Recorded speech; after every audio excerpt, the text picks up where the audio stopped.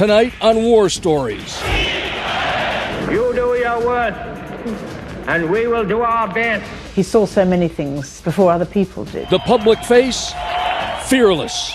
Victory.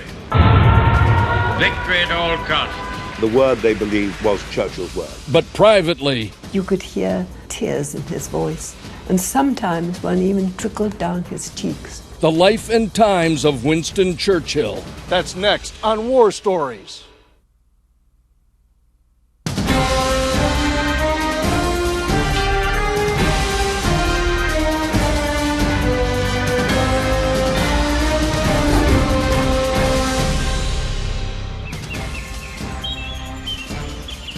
This is Chartwell, home to one of history's greatest leaders, a man who did his best in the worst of times, Sir Winston Churchill. I'm Oliver North. This is War Stories.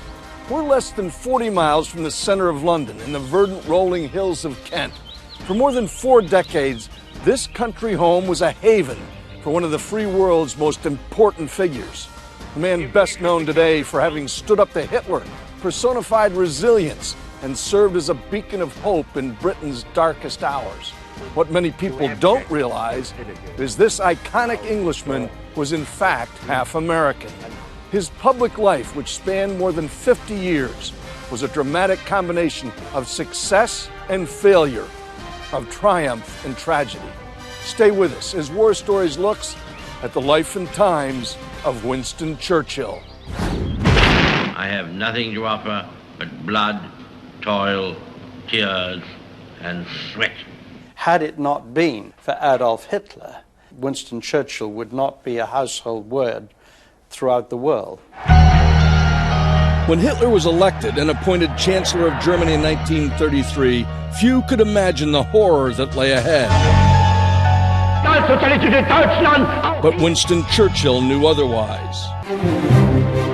After the slaughter of the First World War, everyone stuck their head in the sand. Winston Churchill shares more than just a name with his legendary grandfather. He's also been a member of Parliament. He was convinced that this war could be stopped without a shot fired. He saw so many things very, very clearly, and he also saw them before other people did. As a child and a young woman, Celia Sandys often found herself on the arm of a great man who she simply knew as Grandpapa. You traveled with him a great deal. The first journey I did with him was an incredible one. It was in 1959, and it was on the Onassis yacht. And we sailed from Monte Carlo all the way to Istanbul. The tranquil waters Churchill sailed in the Mediterranean were a lifetime in legacy from the ominous days of 1934. That year, 45-year-old Adolf Hitler became Germany's all-powerful Führer. Everything was building up in Germany, and my grandfather was absolutely frantic and telling Britain that we weren't sufficiently armed, and no one wanted to hear. As Hitler ascended to power, 60-year-old Winston Churchill's 3-decade-long political career seemed over. He was mired in what was later called his wilderness years. In terms of his moral strength and courage, the wilderness years, when he was out of office, out of favour, where he could count his political friends and allies in Parliament on the fingers of one single hand, to me, were his finest hour. Churchill's career up to that point had been remarkable by any standard, but he felt his destiny was unfulfilled. Winston Spencer Churchill was born on 30 November 1874, at the height of the Victorian era, marked by a strict formality and rigidly divided social classes. Young Winston found himself ensconced at the top of society. Sir Martin, how many books have you written about Winston Churchill? About 30, I think. Sir Martin Gilbert is Winston Churchill's official biographer. From his childhood, he'd wanted to be a politician, and he'd lived in the world of politics. In his father's home, he met all the political leaders and political figures of the day. His father, Lord Randolph, was an astonishing figure, like a meteor in the sky. He flashed across the sky. Nicholas Soames is the son of Winston Churchill's youngest child, Mary. Like his grandfather, he's been a member of Parliament for more than 2 decades. Lord Randolph's life and public service may have inspired Winston, but he was no loving father. Lord Randolph was not a nice man. He didn't mean to be horrid, but he was. What drove him? It might have been the admixture of American revolutionary blood, possibly even a little Iroquois blood, from his mother. Lord Randolph, he married this remarkable American woman, Jenny Jerome. Brooklyn-born Jenny Jerome was considered one of the most beautiful women of her day. The daughter of a New York banker, the intelligent and independent Jerome even adorned her left wrist with a tattoo of a snake. Obviously not your typical aristocrat. And the fact that she was American must have played a huge part in how he was. And if you listen to the way he spoke, he didn't have this very upper-class English accent that you hear with other people, with the clipped tones and all that. He worshipped his mother. But in Victorian England, aristocrats didn't raise their children. My grandmother was really brought up by Mrs. Everest, his wonderful nanny. And when she died, he said she was the dearest friend that I had for the first 20 years of my life. It was to her I poured out all my many troubles. At age 7, young Winston was shipped off to boarding school. At 13, he transferred to Harrow, where he remained a hit-or-miss student. His grades made admission to top-tier universities like Oxford or Cambridge unlikely. So he set his sights on Sandhurst, Britain's West Point. It took 3 attempts before he was finally accepted into the cavalry. It brought about one of the most crushing rebukes that any father has ever delivered. At the time, the cavalry meant much lower prestige than the infantry. Unless you mend your ways, you'll end up just another public school failure and a social wastrel, and will eke out a miserable existence to the end of your days. He wanted to be worthy of his father, and that, I think, drove him.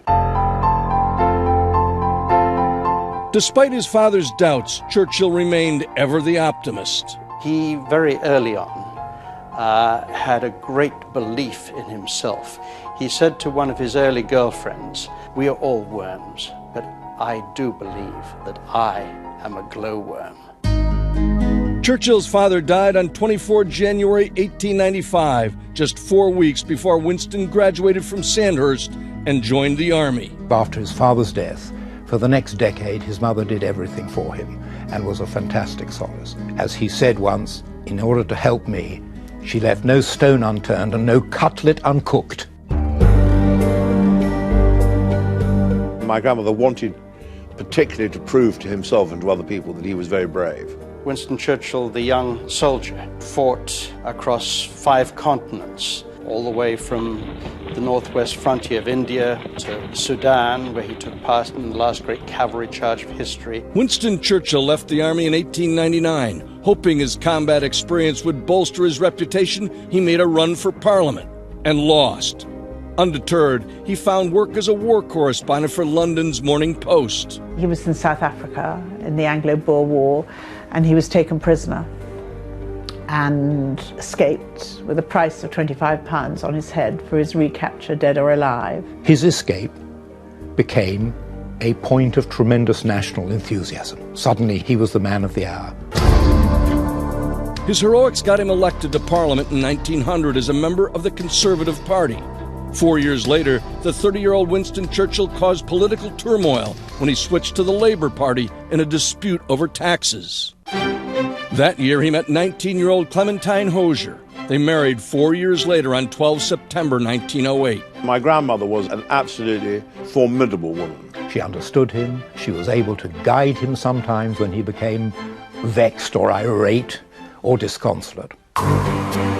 In 1911, Churchill was appointed First Lord of the Admiralty, putting him in charge of Britain's Royal Navy.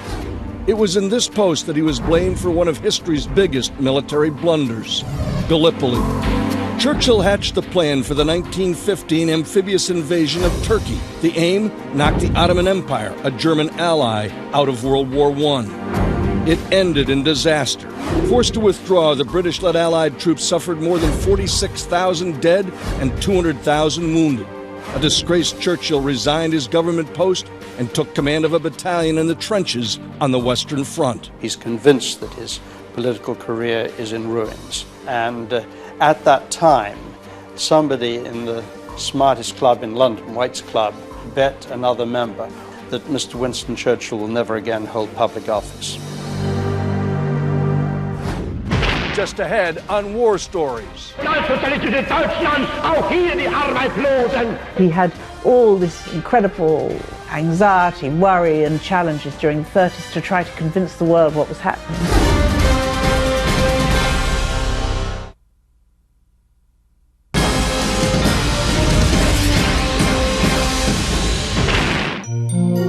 With the slaughter at Gallipoli hanging over his head, Winston Churchill returned home to England and his wife and 3 children in May 1916. The controversy made his prospects for a new government post decidedly bleak. Who is his solace in that very dark time? His solace was painting. He started with his kid's paint box, and then he went on with oils, and he could, as he would put it, assault a canvas for hours and not think of anything else. Churchill still had some admirers. One of them was the Liberal Party's Prime Minister, Lloyd George, who named him Minister of Munitions in 1917. 7 years later, his political career was flourishing. He even returned to the Conservative Party in 1924. By 1929, he was the father of 5 and Chancellor of the Exchequer, Britain's head of the Treasury. It was one step away from the Prime Ministry. He'd also become the proud owner of a British country estate, Chartwell. Chartwell was the place that he loved best in the whole world. Located in Kent, Chartwell cost the Churchills £5,000, about $22,000, when they bought it in 1922. Judith, what did Mrs. Churchill think of Chartwell? I think her attitude was affected by the fact that Winston didn't really consult her before he bought it. He bought it and then told her. Judith Seward is a manager at Chartwell, now a museum. But I think she had great affection for the place, really. She did have a strong sense of the state of their finances, probably a better one than he had. And she knew that this was really making quite a hole in their finances. Their wallet suffered another blow in 1929 when Churchill lost his Chancellor post after the Labour Party won at the polls. He remained a member of Parliament, but money was tight. He basically keeps his family together, making speeches and writing. The pen is what gave him the power to continue in politics. He got his money from writing his books and from eventually more than one article every week, newspaper article.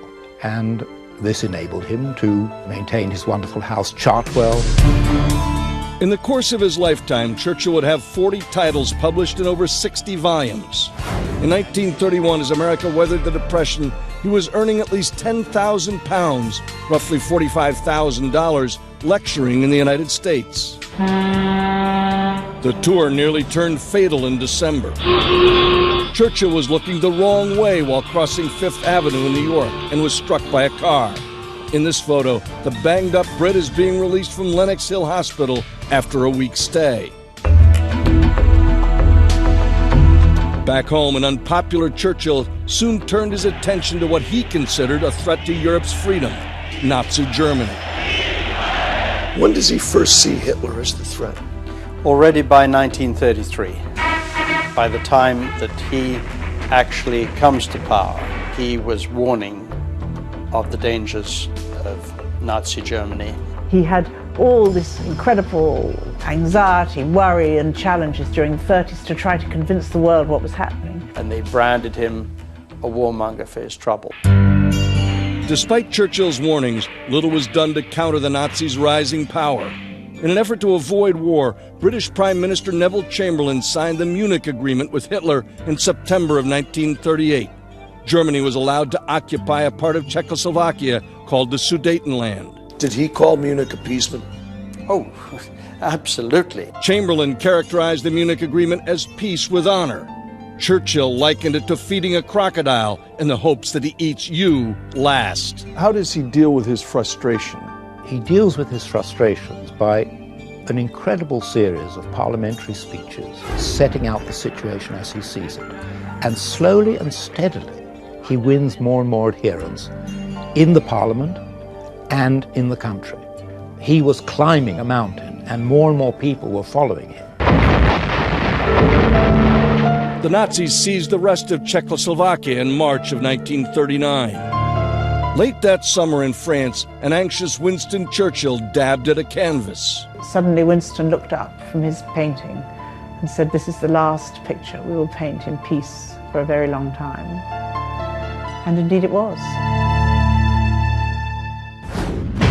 With Hitler poised to invade England, Winston Churchill looks across the pond for help. That's next on War Stories.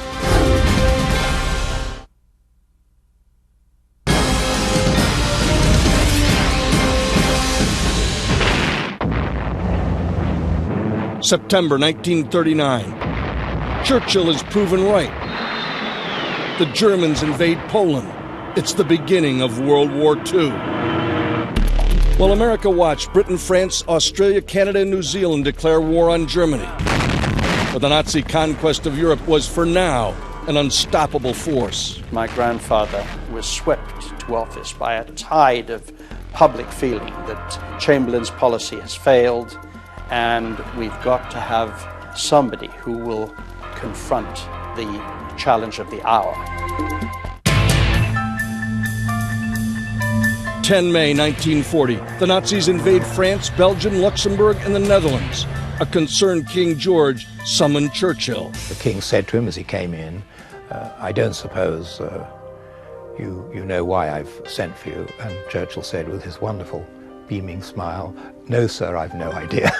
And of course, "Please, will you be Prime Minister and form a government?" My grandfather wrote of his feelings as he lay his head down on the pillow that night. "I felt as if I was walking with destiny, and that all my past life had been but a preparation for this hour and this trial. I slept the sleep of the just." How old is he? 65 years old, as he put it, qualified to draw the old age pension. On his first day as Prime Minister, he delivered a challenge. I have nothing to offer but blood, toil, tears, and sweat. We have before us an ordeal of the most grievous kind. We have before us many, many long months of struggle and of suffering. They were stark, honest words. Survival was at stake. But even in this bleakest of times, he was a beacon of hope. You ask, what is our aim? I can answer in one word: victory. Victory at all costs. June 1940. With continental Europe under Hitler's control, the Allies are forced to evacuate from the French town of Dunkirk. Over 335,000 Allied troops made it across the Channel to England, but most of their equipment lay abandoned in France. And yet, my grandfather was able to persuade the British nation that not only could we hang on, but ultimately we could win this war. We shall fight on the beaches, we shall fight on the landing grounds, we shall fight in the fields and in the streets, we shall fight in the hills, we shall never surrender. Churchill closed this speech with a thinly veiled plea for help from America and FDR. In God's good time, the new world, with all its power and might, steps forth to the rescue and the liberation of the old. People believed that this deliverance would come, and the word they believed was Churchill's word. England was going to fight, and I wasn't going to be there.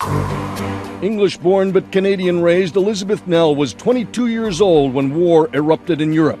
She was determined to get in the fight, but she was stuck in British Columbia. So I wrote, "Please, could I have permission to cross the Atlantic? I want to help with the war." But a gentleman at the other end of this wrote back and said, "No, I'm very sorry, you can't. We're not letting any girls cross the Atlantic at the moment." German U-boats were decimating convoy after convoy, but Elizabeth wasn't afraid, and she didn't give up. Eventually, she was given permission to make the trip. And we went all the way across the Atlantic like this. Zzz, zzz, zzz, zzz. And we missed all the U-boats, and they missed us. And so I got back to England. But Hitler's Luftwaffe got there first. I was aware that I was going to be shocked at what had been happening in London. People's homes, the front being blown right off. I wanted to be part of it. And be a part of it she would. I went to that famous door. When Elizabeth Nell was hired to be Churchill's secretary, she came here to 10 Downing Street and went to work for one of the world's most demanding bosses. Winston Churchill had a loving heart, and we all know that conquers all. That's next on War Stories.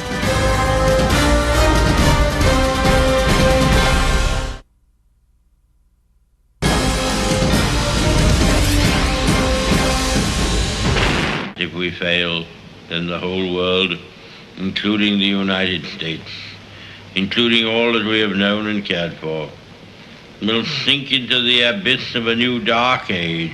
As 1940 drew to a close, Britain, led by Winston Churchill, was alone and desperate.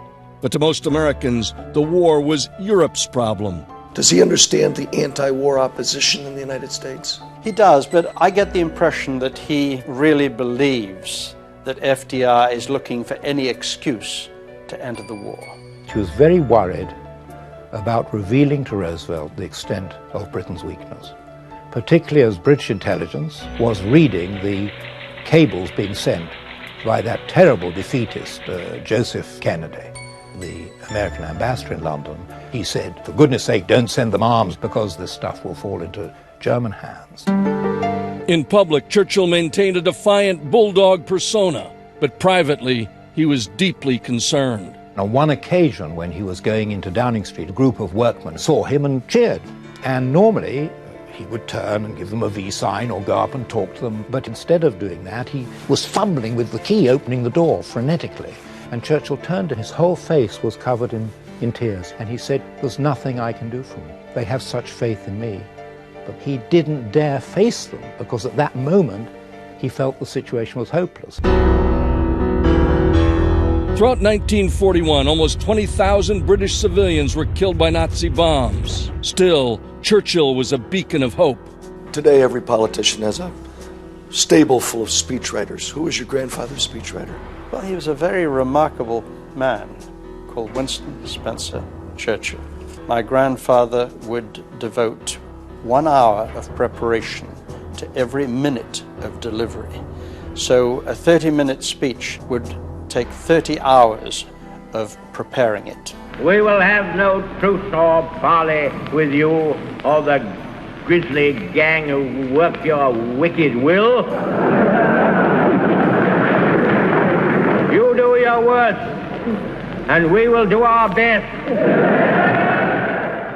He woke up at 8 o'clock in the morning normally, and then his breakfast was taken into him, and he would stay sitting in bed, and one of his personal secretaries must have been behind the typewriter, which was just near his bed. That was from 8:30 until 1. Then he would get up and have a bath and get dressed and either go to his meeting or receive his visitor. Dinner followed, and then it was back to work until the wee hours of the morning. However late you stayed up with him, being the only woman in his bedroom sometimes, Mr. Churchill wasn't like that. We never had any fears about working late for him. But on her first night, she stumbled out of the starting blocks. Oh dear, I hate this part of the story. It was not a success. Everything must be in double spacing. He didn't like to see it all crowded up together. I started typing, and somebody else had been using that typewriter and had left it at single spacing. After a bit, he came behind the typewriter to see how I was getting on, and he just sort of burst.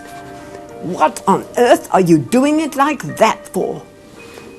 So I sat up very straight and said, "I'm very sorry, Mr. Churchill. I've made a mistake." And I heard him say, "The mug, the idiot, the bloody fool." And then he swung round on me and he said, "Send me somebody who knows how to do my work right the first time." You know, I can still hear that in my mind.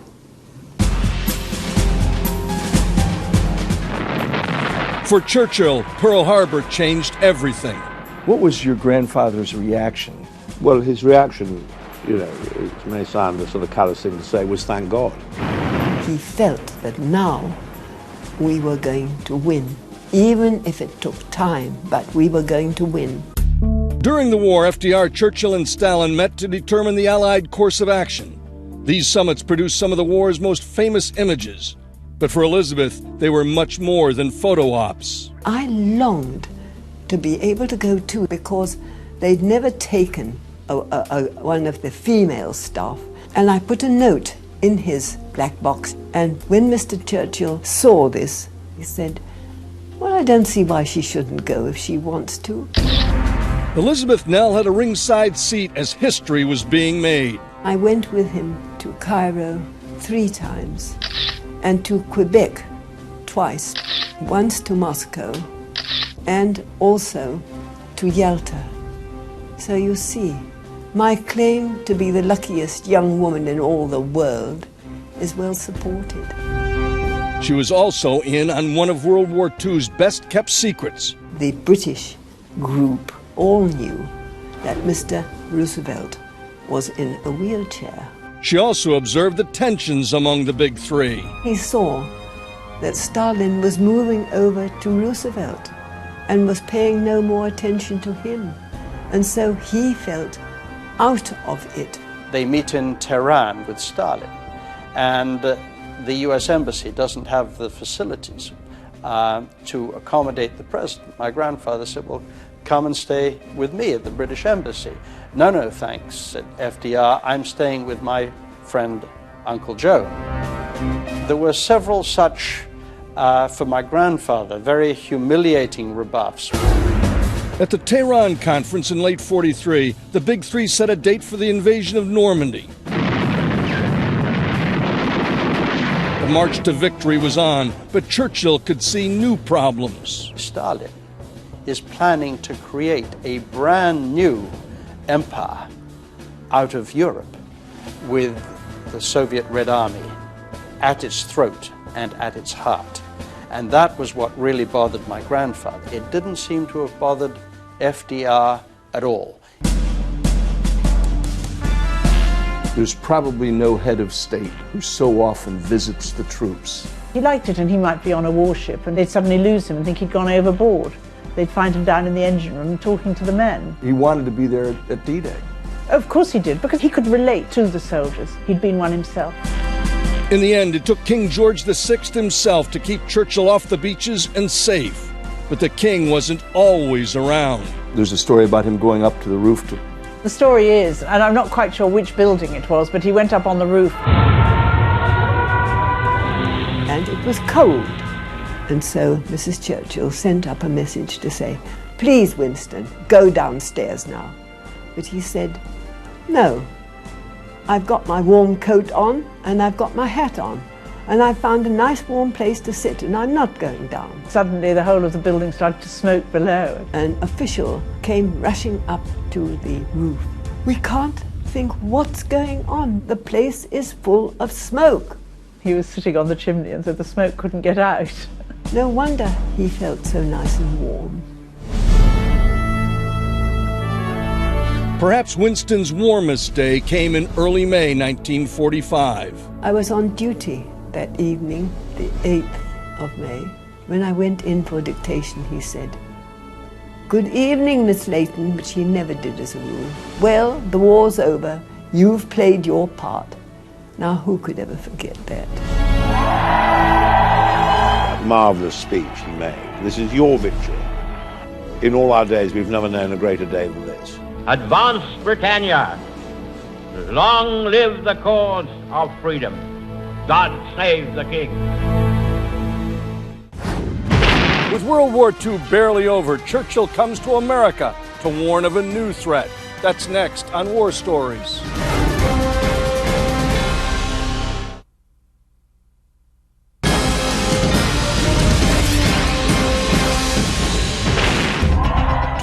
July 1945, as Britain basked in the Allied victory in Europe, a general election left 70-year-old Winston Churchill wondering, Would he be allowed to lead the country in peacetime? Few people could imagine that after bringing the war in Europe to a victorious conclusion, that he would be booted out.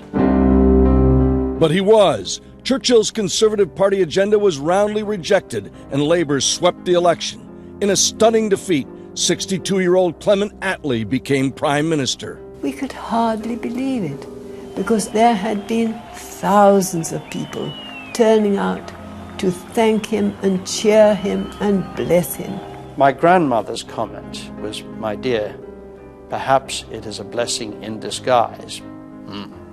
Certainly very effectively disguised, was my grandfather's riposte. But my grandmother was right. He had poured out his lifeblood and energy in defeating Adolf Hitler, and he was exhausted.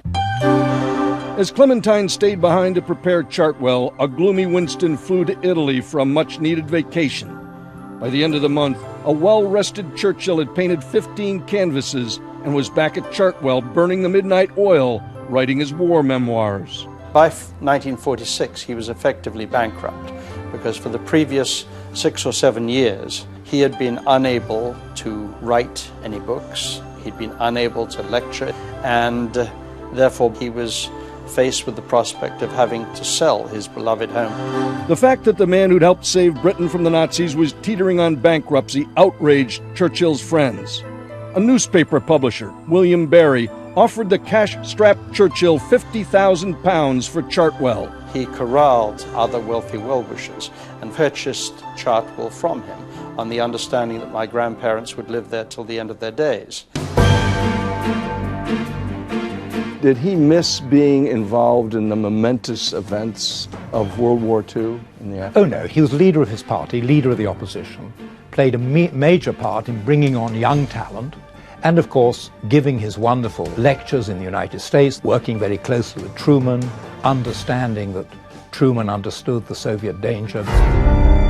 By March of 1946, Churchill was doing all he could to warn everybody of the Soviet danger.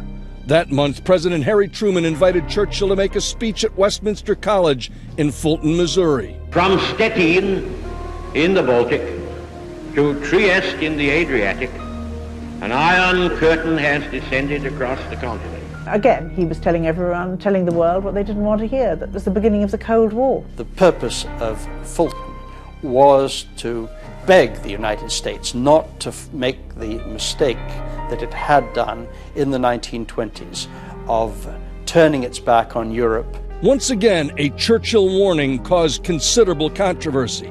Some members of Parliament called for his censure. Ironically, his former ally, Soviet leader Joseph Stalin, labeled him a warmonger.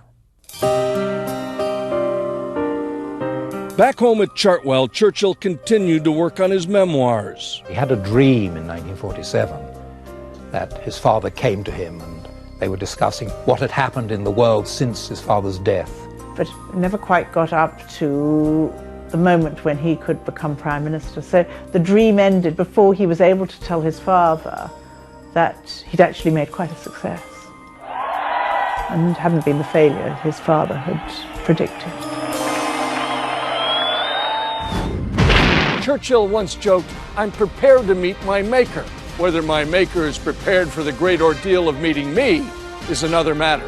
When War Stories returns, the final days of Sir Winston Churchill.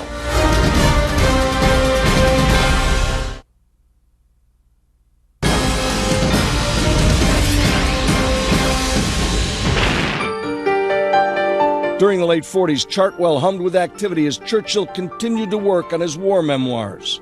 But he still managed to find time for his grandchildren, including young Winston. Did you have a sense for the greatness of your grandfather? I think if anybody had said to me, "What does your grandfather do?" I might well have replied, "He's a bricklayer," because if the weather was nice, we would spend 2 or 3 very happy hours each afternoon while he lay bricks completing his large wall around his immense vegetable garden. His grandchildren were probably the only people who took him completely for granted. We were really oblivious to anything except the fact that he was Grandpapa. But Grandpapa was also the leader of Britain's Conservative Party, a fixture at the podium. Churchill continued to speak out on world events, especially on the threat of communism. And he couldn't resist when once again destiny knocked on his door. 25 October 1951. At age 76, Winston Churchill became Britain's Prime Minister for a second time. It was an exciting night, and I remember staying up late and when the results were coming in, and the whole family was very thrilled. Clementine told a friend that she knew it would be, quote, uphill work, but added her husband has a willing, eager heart. He shouldn't have come back. I mean, he was an old man, for God's sake. He was 20 years older than most people draw their old age pension. And it wasn't a great period for him as Prime Minister. He was really interested only in international affairs and in trying to persuade the Russians not to go ahead with this nuclear arms race. Despite the gloom surrounding his second term, there were some bright spots. In 1953, he was knighted by the Queen and received the Nobel Prize for Literature. But as he approached 80, the old lion's age was clearly catching up to him. He's getting to be an old man already. And he was failing, quite clearly. Lord Peter Carrington served as a parliamentary secretary in Churchill's government. But he was still magical. He had this magical personality. In June of '53, he suffered a stroke. As he recovered at Chartwell, the public was told he was suffering from exhaustion. He was quite ill, and I think those around him became rather frustrated that he didn't resign. His health deteriorating, Churchill finally did resign on 5 April 1955. At Chartwell, he continued to paint and occasionally ventured out on his friend Aristotle Onassis' yacht. As the 1960s unfolded, an increasingly fragile Churchill withdrew from public life. And on 10 January 1965, he suffered a devastating second stroke. His last days. Did you see him often in those times? We used to go every day to visit my grandfather. And we knew that it was inevitable. There were 10 long days, and he was very peaceful. He was lying in his bed, asleep, with his marmalade cat curled up beside him. It was sad, but it wasn't tragic, because he'd had enough. 2 weeks later, exactly 70 years to the day of his father's death, Sir Winston Churchill died. He was 90. What were Winston Churchill's greatest gifts? Undoubtedly courage. Such are the atrocities against which we are in arms. Both physical and moral courage. His greatest vice or failing? Impatience when things went wrong, impatience with people. People can throw stones at him for being impatient, for being demanding.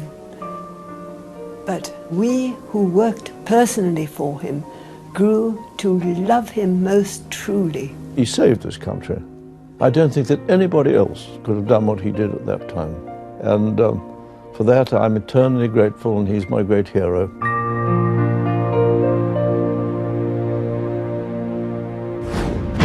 When War Stories returns, a farewell fit for a king.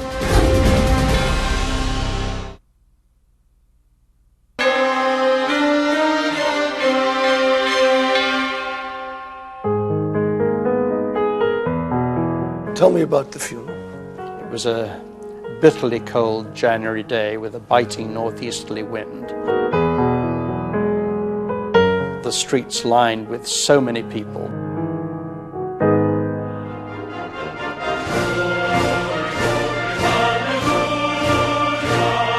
To be in St. Paul's with the singing of the battle hymn of the Republic in acknowledgement of the fact that he was half American.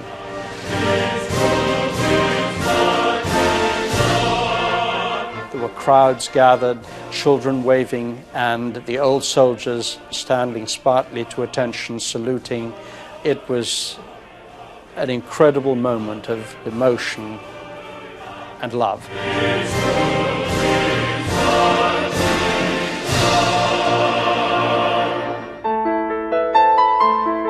It wasn't a funeral, it was a triumph. And his life was a triumph, actually, because for all the heroism, adulation and everything else, he had a bloody tough life. And he was a tough man, you know, to last that long after that sort of endeavour. We will never see his like again, that's for sure. Winston Churchill's life is perhaps best summed up by his own words. In 1941, as Britain battled extinction at the hands of Hitler and the Nazis, Churchill offered these words of advice: never give in. Never, never, never, never. In nothing great or small, large or petty, never give in except to convictions of honor and good sense. Never yield to force. Never yield to the apparently overwhelming might of the enemy. His is a war story that deserves to be told. I'm Oliver North. Good night.